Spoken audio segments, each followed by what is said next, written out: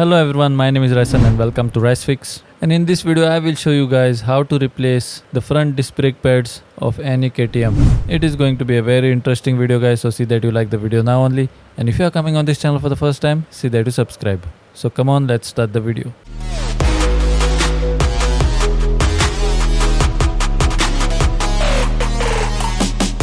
So guys, before you do anything, you will have to take a plier and you will have to take out this clip lock. As you guys can see, I have pulled out this clip lock. Once you pull that out, you will have to take a 4 number Allen key. As you guys can see, I have taken the 4 number Allen key from my kit. So by taking this 4 number Allen key, you will have to rotate this lock pin and take it out completely. If you want, you can even make use of a cordless screwdriver. So as you guys can see, the lock pin of this KTM bike looks something like this. Once you take out this lock pin, the next thing that you should be doing is you will have to pull out the pad clip like this. Very easily this pad clip will come out like this guys. So the next thing that you will have to do is you will have to take the plier and pull out the brake pad like this. So here comes out my one brake pad. How it looks like, you guys can see that here. These are the worst brake pads guys, which come along with the KTM bikes. These brake pads cannot stop these bikes guys. These bikes are powerful bikes for these brake pads guys. So these are the worst brake pads ever guys. I don't know why KTM gives such bad brake pads along with such a good bike. So that is the reason why I have bought these double H brake pads. As you guys can see,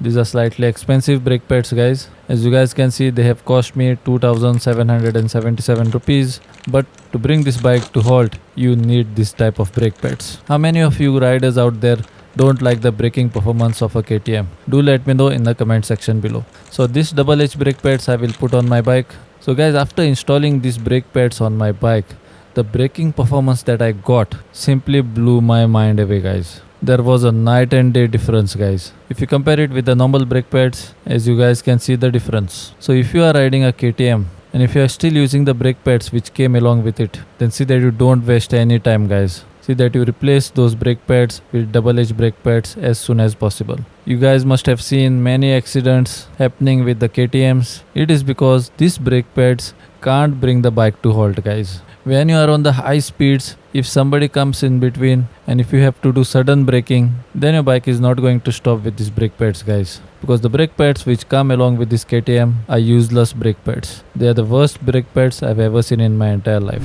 So don't waste any time guys. These double H brake pads I have bought from the showroom only, but they are slightly expensive brake pads. So when I try to push in this brake pad from here, they are not going inside because the meat on them is still full. My old brake pads had gone down a little bit. So before I put the new one, I will have to push the cylinders back inside. So to do that, you will have to take out the cylinder body first. And to take that out, you will have to take out these two bolts. So take a 12mm socket and take out these two bolts. Once you take out these two bolts, your cylinder assembly will come out easily like this. Now as you guys can see, one spacer fell down as I was taking out the bolt. So see that you keep that on a safe place. So before I push the cylinders inside guys, I will take out the brake pad which is still there inside of this assembly from the back side like this. So now the next thing that you will have to do is you will have to push these cylinders back inside. So here I will use my thumb and I will push them as hard as possible to put them back inside. So I am putting a lot of force here guys. And once I pushed them very hard, my cylinders went inside. Now as you guys can see the difference. Once your cylinders go inside like this, again I will put the cylinder assembly back on the bike.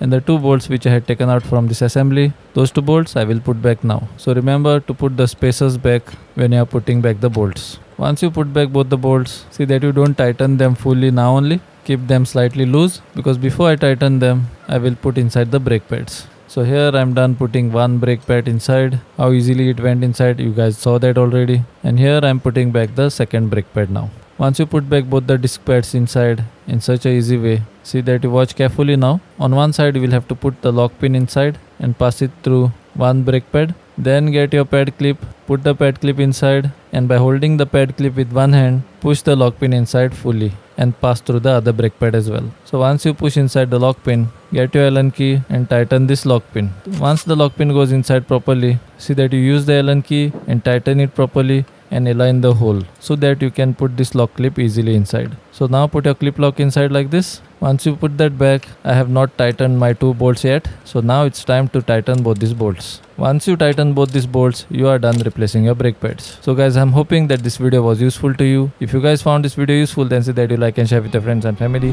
And if you have not yet subscribed to my channel, then see that you subscribe to my channel and press that bell icon so that you will not miss any of my future videos. Till then, I will meet you guys in another repair video on this same channel. So bye and take care.